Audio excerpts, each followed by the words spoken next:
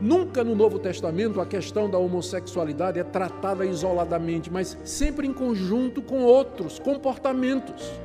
Por isso é muito errado a gente olhar para a homossexualidade como sendo pecado sem perdão. E algumas das reivindicações do movimento estão corretas. Às vezes a igreja é homofóbica mesmo. Ela rejeita mesmo. Ela não aceita. Às vezes na própria família. Vê como sendo uma coisa odiosa, que tem que ser combatida.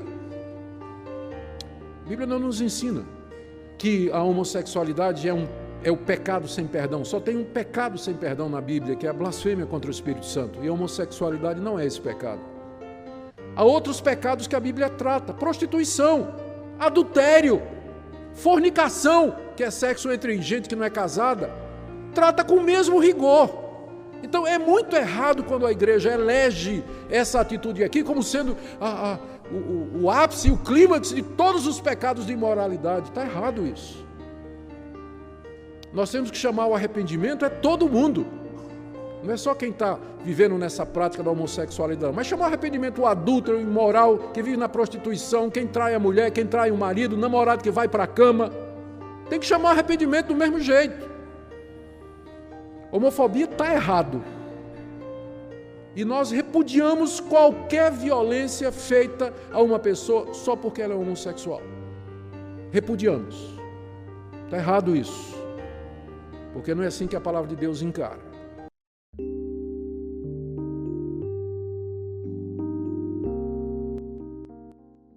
O que está em jogo realmente para os cristãos que creem na Bíblia como a palavra de Deus é essa questão. Como é que então nós devemos encarar a questão da homossexualidade? E meu objetivo nessa noite é expor o que o apóstolo Paulo escreveu sobre este assunto aqui nessa passagem. O verso 26 e 27 do capítulo 1 da carta aos Romanos tratam exatamente desse assunto. Antes de começar a exposição do texto, deixe-me limpar o terreno e esclarecer aqui alguns pontos sobre o que o Paulo está dizendo e, na verdade, o que é que ele não está dizendo. Acho que eu vou começar com o que Paulo não está dizendo, ou o que é que ele não está proibindo aqui, ou vou tentar dizer como é que algumas pessoas acham que esse trecho deveria ser lido. Em primeiro lugar, a posição mais contundente contra essa passagem é daqueles que dizem que Paulo aqui ele está simplesmente refletindo o pensamento da época dele, em que os gays eram vistos com preconceito e que os homossexuais eram perseguidos, queimados e apedrejados. Então Paulo aqui, ele era inspirado por Deus, mas ele era humano também. Então ele está pensando como um homem da sua época.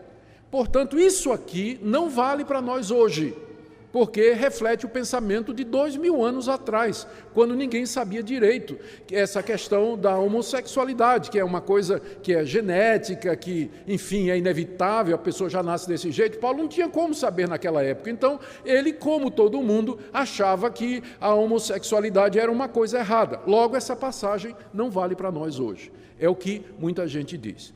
Mas a verdade é outra. A verdade é que, na época de Paulo, o pensamento era diferente.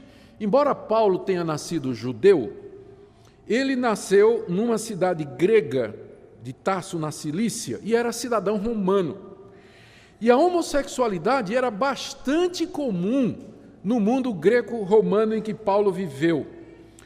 Aristófanes, um famoso dramaturgo grego que viveu alguns anos antes de Cristo, ele disse numa certa ocasião que a homossexualidade era tão comum na cidade de Atenas que ele estava certo de que a maioria de sua audiência era de homossexuais.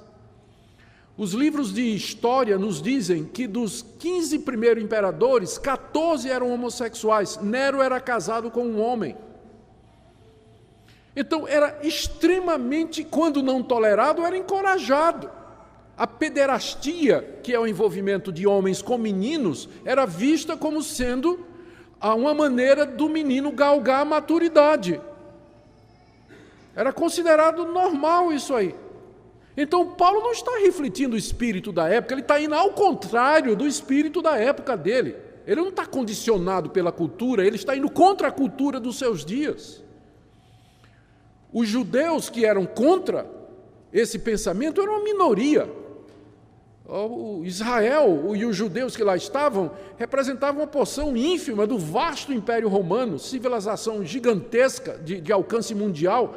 Os judeus não tinham influência nenhuma. O pensamento dominante era que aquilo era visto como uma coisa comum. A bem da verdade se diga que tinha alguns filósofos e alguns poetas que questionavam a prática homossexual, mas no geral era aceito no mundo de Paulo. Normalmente, então, ele não está aqui falando como uma pessoa que está bitolada pela cultura da época dele, ao contrário, ele está indo contra aquilo que era aceito como normal nos seus dias. Também outra coisa, algumas outras pessoas dizem, não, tudo bem, Paulo aqui está falando realmente contra o homossexualismo, mas ele está aqui se opondo somente ao homossexualismo religioso. Deixa eu explicar. No Antigo Testamento, tem 4 passagens onde se fala a respeito dos prostitutos cultuais. O que eram os prostitutos cultuais? Eram homossexuais que eram sacerdotes, ministros das religiões pagãs. E eles ministravam nos altares, ofereciam os sacrifícios e eles se deitavam com os homens, como parte da cerimônia religiosa. Eles eram, então, prostitutos cultuais, eram homens, eram homossexuais que eram religiosos e praticavam homossexualidade no contexto religioso. Então as pessoas dizem, olha, Paulo está proibindo aqui a idolatria, ele está proibindo aqui o culto aos deuses pagãos. Mas eu fico olhando no texto e procurando onde está isso, eu não encontro. Onde é que está aqui que Paulo está proibindo a idolatria, nessa passagem aqui? Ele está falando das relações homossexuais em geral. Não está destacando que, não, eu sou contra a homossexualidade que faz parte, que leva à adoração de deuses estranhos ou você se envolver no culto pagão. Onde é que está isso aqui no texto? Paulo não está falando disso. Ele está falando da homossexualidade em termos mais amplos possíveis, que engloba tudo. Outros dizem assim, não, isso aqui o apóstolo Paulo está apenas criticando a pederastia ou a pedofilia, que era muito comum nos seus dias. Tá bem, até poderia ser se tivesse só o verso 27, mas e o verso 25 que diz de mulher com mulher? Isso não é pederastia. Então, Paulo não está falando de pederastia, pedofilia, ele está falando de, independente da idade, de relações homossexuais, independente da idade, e tanto de mulher, como de homem como homem. Mais uma vez, é uma tentativa de tirar a força dessa passagem. Outros ainda dizem aqui, não, aqui o apóstolo Paulo, ele está proibindo somente os relacionamentos homossexuais quando eles são abusivos e violentos, porque se há fidelidade e amor entre o casal gay, então não tem nada errado nisso, porque o que vale é o amor, é o mais importante, que haja fidelidade. Paulo está apenas condenando essas relações violentas. Mas eu olho mais uma vez para o texto e pergunto, onde é que está isso no texto? Paulo não está destacando nenhum tipo específico de relação homoafetiva, ele está falando dela em geral, e, portanto, está incluindo todas. Todas, não está destacando uma em particular. E, finalmente, o que nós temos que dizer aqui é que essa passagem se lida no seu contexto e no seu modo natural, na forma simples como ela está. O apóstolo Paulo está falando de relações homossexuais entre mulheres e homens em geral, e, portanto, está incluindo todo tipo de relação homoafetiva.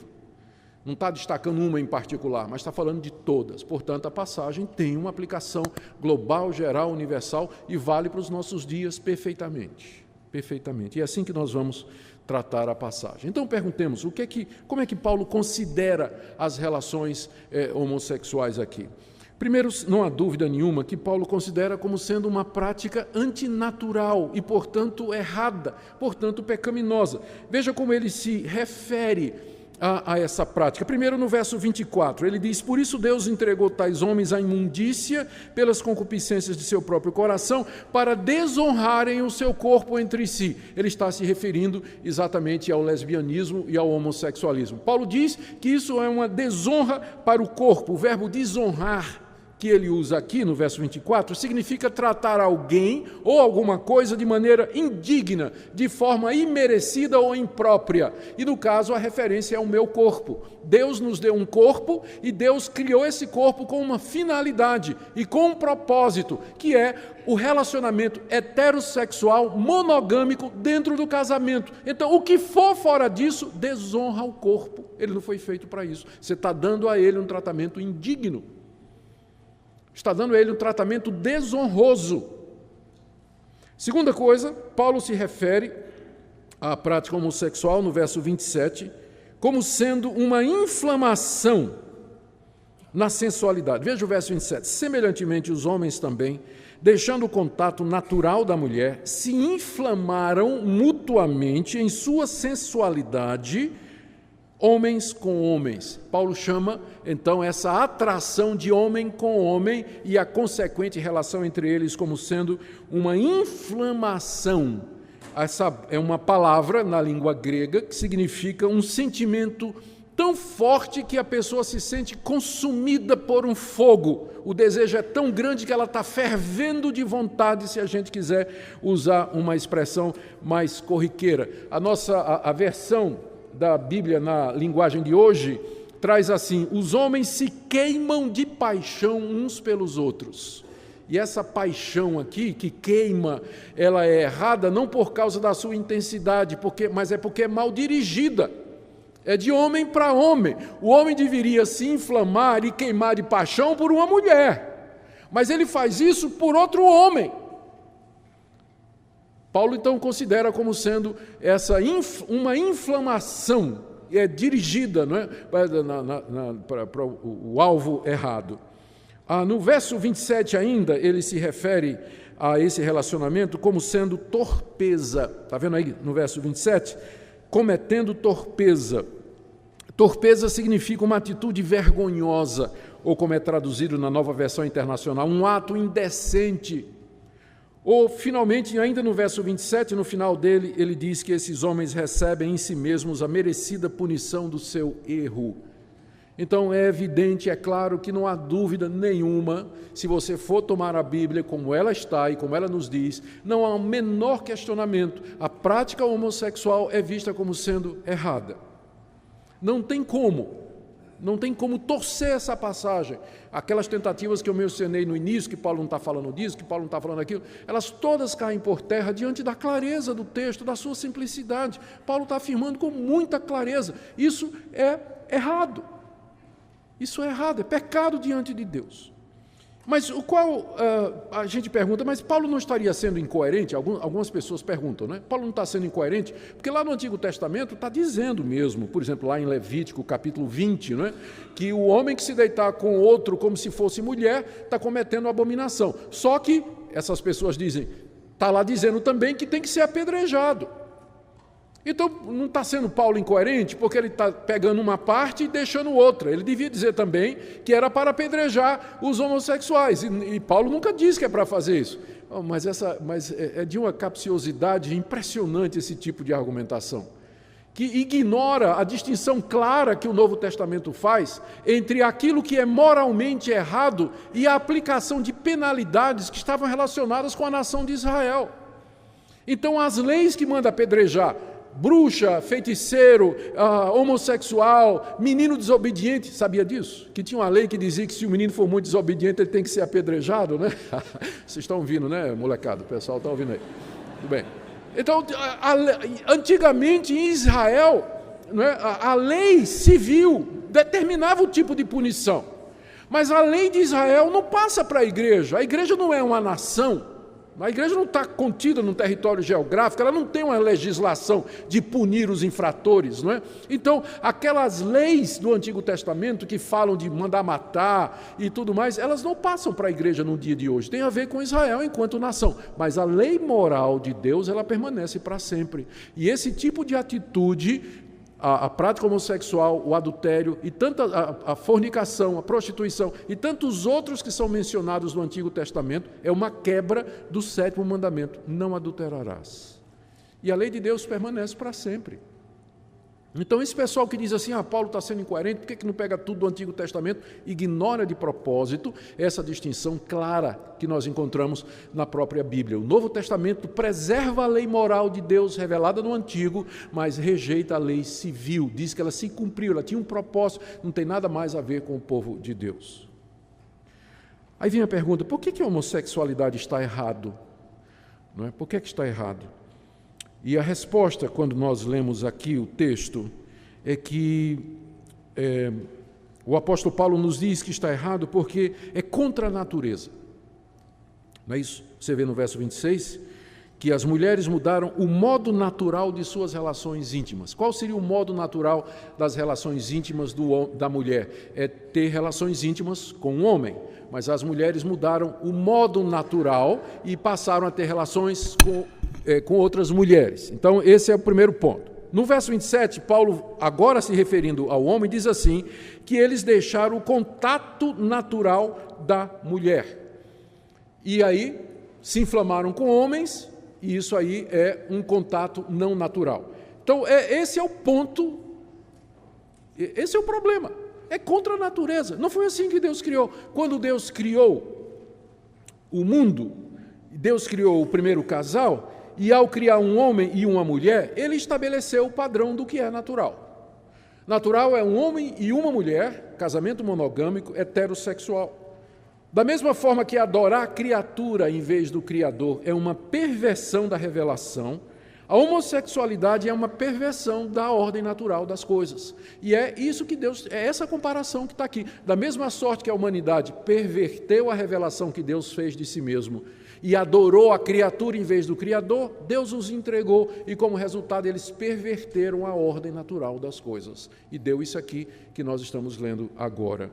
Veja também como é que Paulo se refere. Infelizmente, a nossa tradução, os nossos tradutores, eu não sei por que eles não disseram, ou não traduziram assim, mas literalmente o verso 27 está dizendo assim, semelhantemente, primeiro no verso 26 ele diz assim, por isso Deus os entregou a paixões infames, porque até as suas fêmeas no original, traduziram como mulher, mas para nós hoje tem uma diferença muito grande por causa da ideologia de gênero, não é? Então você pode ser fêmea de nascimento, mas mulher é uma construção social. Mas é interessante que Paulo está dizendo aqui, quando ele se refere às mulheres, ele se refere como as fêmeas, verso 26, mudaram o modo natural de suas relações íntimas. E quando chega no verso 27, semelhantemente os machos. Eu não sei por que a nossa tradução colocou mulheres e homens, porque perde um pouco da força do original, não é? Semelhantemente, os machos, deixando o contato natural da fêmea, se inflamaram mutuamente em sua sensualidade, cometendo torpeza macho com macho, recebendo em si mesmos a merecida punição do seu erro. Então, Paulo, ao tratar dessa questão, ele vai logo na questão biológica de definição. É macho e fêmea, não tem meio termo. E o problema é quando essa ordem é invertida. O problema é quando essa ordem é pervertida, que dá nisso aí. É nisso que consiste, então, o pecado, o erro, que é uma perversão da ordem natural, uma mudança, uma alteração da ordem natural. E de onde vem essa mudança? E por que as pessoas fazem isso? Paulo aqui, ele não está dando uma resposta, ele não pretende responder essa questão aqui. Ele entende com muita clareza que a origem disso é a concupiscência do coração do homem, como ele diz no verso 26. Por isso, Deus os entregou a paixões infames. Então, essas paixões já havia no coração. O que faltava agora era ela se espalhar para o corpo. E uma vez que Deus tirou o pé do freio e tirou as travas, então o coração do homem foi até onde queria ir. E como resultado houve essa mudança da ordem natural. Então, olhando dessa perspectiva, a prática homossexual, a homossexualidade, é um problema que acontece no coração. É o resultado da corrupção do coração humano que está agora liberada porque Deus retirou a sua graça. Só que essa liberação é uma liberação punitiva. É o resultado da reação de Deus, porque a humanidade rejeitou o conhecimento, a descoberta que ele fez de si mesmo na consciência e na criação. Então, a origem é essa, é o coração do homem. Veja como Paulo se refere a paixões infames, no verso 26, e também fala da concupiscência do coração, no verso 24. Fala de inflamação mútua, ou seja, essas coisas primeiro acontecem no coração, para depois, então, se tornarem uma prática, não é? Agora, é claro, hoje nós sabemos que nesse processo, né, em que as pessoas abraçam a homossexualidade, tem alguns fatores externos que precisam ser considerados. Por exemplo, a educação dos pais. Tem pai que de propósito já cria o filho nem homem nem mulher. Vocês sabem disso, né? De vez em quando aparece aí na mídia um casal, especialmente lá nos países da Europa, que cria um menino sem definição, ou a menina sem definição de sexo. Então tem casais que, comprando a mentalidade da época, vão nessa onda de ideologia de gênero e dizem assim, vou deixar meu filho decidir quando ele tiver 10 anos o que é que ele vai ser. Então, até lá, eu vou tratar ele como menino e como menina ao mesmo tempo, ou nenhum dos dois. Não sei. Algumas escolas estão querendo isso, a gente sabe. Uma boa notícia é que a Associação Nacional dos Juristas Evangélicos, da qual eu tenho o privilégio de fazer parte, nós conseguimos uma grande vitória lá em Niterói recentemente, derrotando ideologia de gênero na Câmara. Eles queriam colocar nas escolas públicas e, graças a Deus, foi derrotado. Estamos brigando no que a gente pode, mas a luta é grande, né? Nós vamos falar sobre ideologia de gênero no próximo domingo, na escola dominical, que nós vamos ter uma aula só sobre isso, né? Então, eu creio que vai ser do interesse de vocês. Mas o meu ponto aqui, para voltar ao que estou dizendo, a gente sabe que a educação dos pais, a educação pública, acaba provocando isso, né? A influência da cultura e da mídia, onde isso é colocado de maneira tão aberta, né? Provoca também. Eu acho que eu já disse para vocês no domingo passado que eu estava vendo televisão e apareceu a notícia, sabe aqueles eventos de a moda masculina de verão de 2016, né? Teve um lançamento da moda masculina de verão de 2016 lá em um país da Europa. Quando eu olhei, era tudo... de homem não tinha nada. Não tinha. Os modelos tudo afeminado, com roupinha afeminada, coladinho assim, com aquele jeito, né? Uma moda masculina. É a cultura, é a época. É assim. Então é natural que num ambiente desse a criança fique confusa, o adolescente fique confuso. Então, pode acontecer que alguns até vão por um caminho, até por curiosidade, né, para saber o que é aquilo, o que é que isso representa, e dá uma dor de cabeça aos pais, né, muito grande. Abuso sexual sofrido na infância, muitos apontam para isso, que foram abusados na infância, e apontam como sendo a causa. Lares disfuncionais, onde os papéis não são respeitados, onde quem usa calça é a mulher e o homem usa a saia, não é? Então, em lares disfuncionais assim, onde os papéis não são bem definidos, a criança cresce confusa sem saber realmente, e é difícil. Pensa no menino, como é hoje. O menino nasce, é uma parteira, com exceção se nascer aqui na igreja, que nós temos bons médicos aqui que trabalham na área de parto. Tá certo? Não vou dizer o nome dele, não. Então, ele nasce é uma parteira. Quem vai cuidar dele é uma enfermeira. Quando ele for para a escola, a escolinha, vai ser uma professora. Quando ele entrar na universidade, vai ser uma doutora orientadora dele. Quando ele arrumar um emprego, vai ser uma patroa. Não é isso? E quando casar, vai casar com a mulher. E sabe quem vai fazer o casamento? Uma pastora. Cadê o modelo masculino para esse menino? O pai omisso em casa? Qual o modelo de homem que esse menino tem para dizer, eu quero ser homem, eu quero ser isso aí, ó? Cadê? Ele não sabe o que é ser homem. Nos Estados Unidos, os evangélicos têm um movimento chamado Promise Keepers, guardadores da promessa.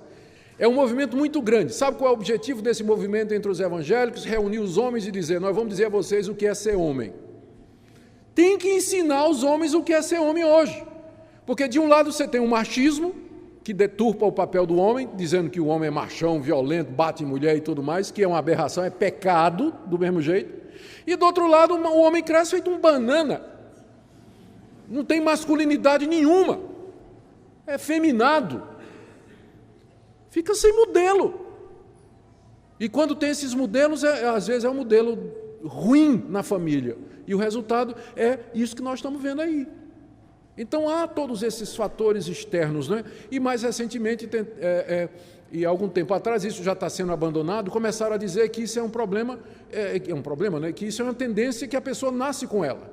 Agora nós temos que decidir, porque eu não sei mais o que é que eles estão pensando. Porque primeiro, de um lado, você vê gente dizendo, não, o homossexual, ele nasce homossexual. Mas agora estão dizendo que não, que é uma questão de escolha, é uma questão de gênero. Ou seja, você nasce de um jeito, mas depois você pode escolher ser outra pessoa. Então a gente não sabe nem o que estão pensando agora. Nasce assim ou não nasce? Porque se nasce, não tem isso de ideologia de gênero. E se ideologia de gênero é verdade, então não é uma coisa de nascimento. Fica essa confusão toda que estão trazendo e discutindo aí, não é? Então, meus queridos, nós não podemos ignorar esses fatores, mas uma coisa também, não tem nada errado nós reconhecermos que tem gente que vai por esse caminho, por criação, foi abuso na infância, influência dos amigos, a moda, nós não estamos negando isso, mas uma coisa que nós queremos que também não seja negado é que esse é um problema que começa aqui. É um problema do coração, é um problema da corrupção do coração humano. O texto é muito claro, a palavra de Deus é muito clara a respeito desse tipo de coisa. E nós precisamos estar atentos e claros com relação a isso. Finalmente, qual o castigo que Paulo menciona aqui para a prática homossexual? Ele menciona no final do verso 27, não é? Homens com homens, recebendo em si mesmos a merecida punição do seu erro. Paulo se refere aqui a uma punição que é recebida ao mesmo tempo das relações. Diz que é merecida e que é neles. Existem várias possibilidades. A própria degradação moral que a pessoa experimenta, e não se iluda, embora o nome seja gay, e a palavra gay significa feliz e alegre em inglês, isso não retrata a vida de muitos deles. Isso não retrata a vida de muitos deles que sofrem e têm problema de depressão, problema de identidade, uma luta muito grande. Então, pode ser uma referência a alguma forma de flagelo, dor espiritual, psicológica ou física, a própria degradação é que a pessoa se submete a fazer uma coisa que não é natural, por mais que ela queira pensar que está fazendo uma coisa natural. Mas há consequências para esse tipo de procedimento. Encerro fazendo a seguinte pergunta: o que é que o texto nos ensina? Eu vou começar com algumas afirmações e terminar com as negações.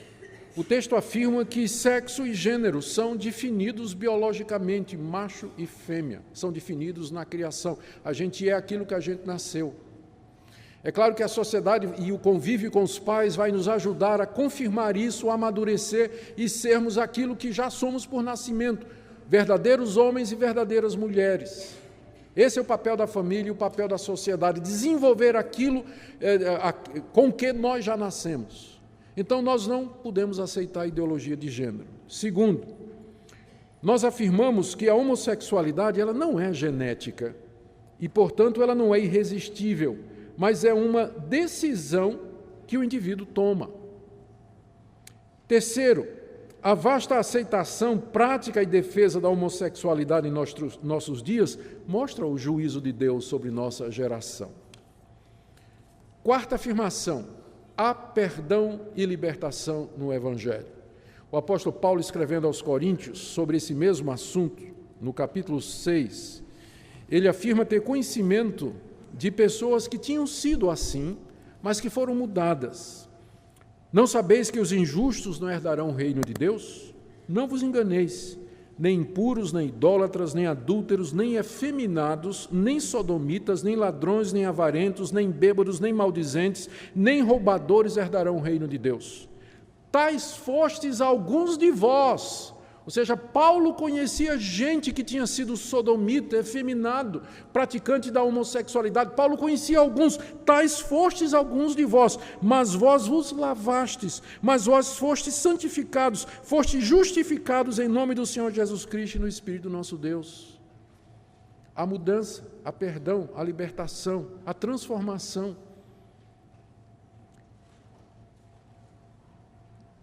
E o que isso tem a ver conosco em termos práticos?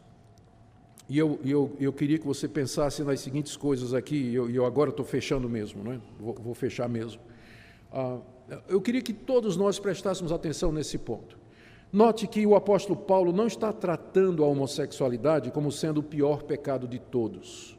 Veja que, a partir do verso 28, que nós veremos mais adiante na próxima vez, Paulo dá uma lista de quase 20 atitudes que ele considera igualmente como sendo erradas. Nunca no Novo Testamento a questão da homossexualidade é tratada isoladamente, mas sempre em conjunto com outros comportamentos. Por isso é muito errado a gente olhar para a homossexualidade como sendo pecado sem perdão. E algumas das reivindicações do movimento estão corretas. Às vezes a igreja é homofóbica mesmo. Ela rejeita mesmo. Ela não aceita. Às vezes na própria família. Vê como sendo uma coisa odiosa, que tem que ser combatida. A Bíblia não nos ensina que a homossexualidade é o pecado sem perdão. Só tem um pecado sem perdão na Bíblia, que é a blasfêmia contra o Espírito Santo. E a homossexualidade não é esse pecado. Há outros pecados que a Bíblia trata: prostituição, adultério, fornicação, que é sexo entre gente que não é casada, trata com o mesmo rigor. Então é muito errado quando a igreja elege essa atitude aqui como sendo o ápice, o clímax de todos os pecados de imoralidade. Está errado isso. Nós temos que chamar o arrependimento todo mundo. Não é só quem está vivendo nessa prática da homossexualidade, mas chamar o arrependimento o adúltero, o imoral, que vive na prostituição, quem trai a mulher, quem trai o marido, o namorado que vai para a cama. Tem que chamar o arrependimento do mesmo jeito. Homofobia está errado. E nós repudiamos qualquer violência feita a uma pessoa só porque ela é homossexual. Repudiamos. Está errado isso. Porque não é assim que a palavra de Deus encara. Então eu queria que você analisasse bem isso, que você pensasse no seu coração a respeito desse assunto. Agora, me deixe dar uma palavra para aquelas pessoas que são crentes em Jesus Cristo, mas que se sentem atraídas e tentadas por pessoa do mesmo sexo. É mais comum do que você imagina. Pessoas que estão na igreja, são crentes de verdade, creem no Senhor Jesus, mas elas sentem essa atração. Eu quero que você veja a diferença entre tentação e o pecado em si. Ser tentado não é pecado. Pecado é quando você cai nele. Nós somos tentados de muitas maneiras. Quem não é homossexual, ele é tentado para o lado de cobiçar pessoas que não lhe pertencem, do outro sexo. Quem sofre com essa questão da homossexualidade é tentado a cobiçar pessoas do mesmo sexo. Mas, no fim, é uma tentação do mesmo jeito. Então, não é pecado você ser tentado. Pecado é quando você concorda, quando você aceita, quando você começa a fantasiar, quando você vai para a internet para ver e depois você vai para a prática. Aí é pecado. Eu não posso evitar que um passarinho pouse na minha cabeça, mas eu posso evitar que ele faça um ninho. Não é verdade? Então pensamentos vêm, tentações vêm, desejos chegam no coração, mas a gente pode dizer não, não e não. E nós podemos lutar contra isso com a graça de Deus, não só contra essa tentação, mas contra qualquer outra. Com a graça de Deus, pelo poder do Espírito Santo, nós podemos lutar contra a tentação. Então, ser tentado em si não é pecado. Mas o pecado é quando você se deixa envolver. Também uma palavra a quem está envolvido na prática homossexual. Como eu disse, a igreja não pode ver isso como sendo um pecado sem perdão. E é necessário que você entenda que o mesmo tratamento que nós lhe daríamos é o mesmo tratamento que nós daríamos a uma pessoa que também está engajada em qualquer outra prática sexual ilícita. E o tratamento é padrão, é o mesmo: arrependimento, mudança de vida, fé no Senhor Jesus Cristo para perdão de pecados, comunhão com Deus e com o seu povo. É a mesma mensagem, não tem diferença nenhuma. E a última palavra aqui, talvez a mais difícil, aos pais que têm filhos que estão sendo tentados nessa área. É muito difícil isso. E muitos pais sofrem. Eu não sei nem como. Cada situação é uma situação. Talvez a minha história ajude um pouquinho. Eu fui um menino muito malvado, não desse jeito, né? Mas eu dei muito trabalho à minha família. Dei muito trabalho. Roubava coisa de casa, ia para farra, ficava bêbado, fazia coisas das quais hoje eu tenho vergonha só de falar, não vou falar muito não. Mas eu tinha uma mãe que me amava e orava por mim, e um pai que discordava completamente de mim, mas nunca fechou a porta da casa dele para mim. Nunca fechou. Eu sabia que mesmo depois daquelas noites de farra e tudo mais, eu podia voltar para casa, que eu tinha um lar ali. Que meus pais não concordavam comigo, isso era muito claro, mas eles nunca me abandonaram. No dia que Deus abriu o meu coração e eu me tornei crente, os meus pais me receberam de braços abertos. Eu sabia que eu tinha um lar para onde eu podia voltar, alguém que podia me abrigar e me ajudar e me acolher. Então, se eu posso dizer alguma coisa para você, não feche a porta para o seu filho. Você pode deixar muito claro para ele que você não concorda, mas você pode fazer isso sem demonstrar rejeição e ódio a ele. Você pode dizer, você ainda é meu filho e eu vou amar você, não importa a decisão que você faça. Mesmo que eu não concorde com isso, e você sabe que eu não concordo com isso, mas a porta do meu coração, e enquanto for possível, da minha casa vai estar aberta para você. É claro que na minha casa eu não quero que você traga pessoas, que você não faça tais coisas, tem hora para você chegar e tem tudo mais, enquanto você estiver na minha dependência, não é? Mas o meu coração está aberto para você, você conta com minhas orações e vou estar com você sempre. Eu acredito que o amor e a misericórdia são o melhor caminho. São o melhor caminho. Quem sabe um dia esse filho vai dizer, puxa vida, eu sou tão rejeitado, as pessoas olham com tanto preconceito para mim, mas minha mãe me ama. Meu pai me ama, apesar de eu ter dado tanta tristeza ao coração deles, e quem sabe Deus não vai usar isso para fazer a diferença na vida do seu filho. E que Deus a todos nos dê graça, meus irmãos. Oremos pelo nosso país, oremos por esses queridos que lutam com essas coisas, que Deus nos dê misericórdia, sabedoria, para lembrarmos que aquele que está em pé, veja que não caia. A Bíblia, sendo a revelação de Deus para a humanidade, nos ensina que todos nós somos pecadores e carecemos da glória de Deus. Romanos 3:23. O pecado, em suas diversas formas, nos separa do relacionamento pleno com Ele. A homossexualidade é frequentemente mencionada nas Escrituras como uma das muitas expressões de pecado. Paulo descreve as consequências da rejeição a Deus, destacando as relações homossexuais como uma distorção da ordem criada. Contudo, é crucial não perdermos de vista a verdade central do Evangelho. Jesus Cristo veio ao mundo para salvar pecadores.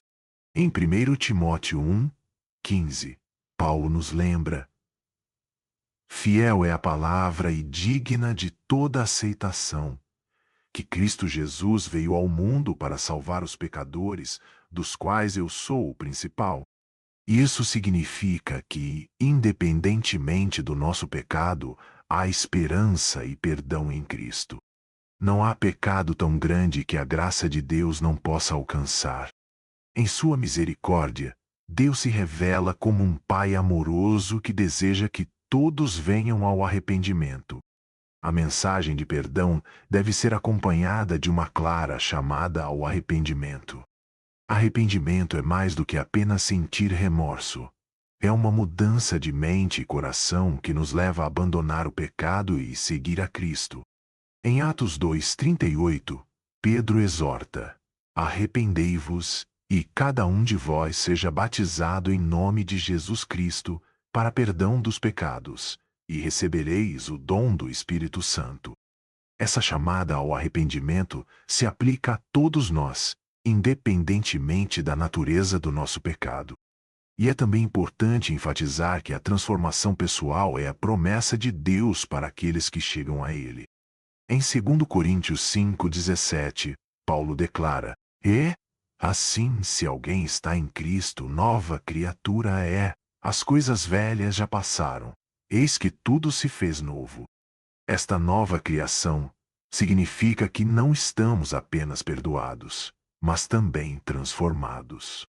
A experiência do perdão em Cristo nos leva a um novo modo de viver, onde as velhas práticas e a antiga identidade são deixadas para trás. Entretanto, à medida que defendemos essa verdade, devemos também agir em amor e compaixão para com aqueles que lutam com sua identidade. A mensagem de Jesus é uma mensagem de acolhimento e amor. Em João 8,11, Jesus diz à mulher pegando em adultério: nem eu também te condeno. Vai-te e não peques mais. Ele oferece perdão e nova vida, mas também chama ao arrependimento. O mesmo amor que nos alcança nos capacita a viver de maneira diferente, alinhando nossa vida à vontade de Deus. Por último, como povo de Deus, somos chamados a refletir esse amor e compaixão em nossas interações com aqueles que podem estar lutando com questões de sexualidade. Não devemos ser de forma alguma intolerantes ou críticos, mas sim um reflexo da graça de Deus a todos ao nosso redor. Ao mesmo tempo, não devemos comprometer a verdade. A Escritura é clara e nos orienta a permanecer firmes em nossos princípios enquanto amamos os outros.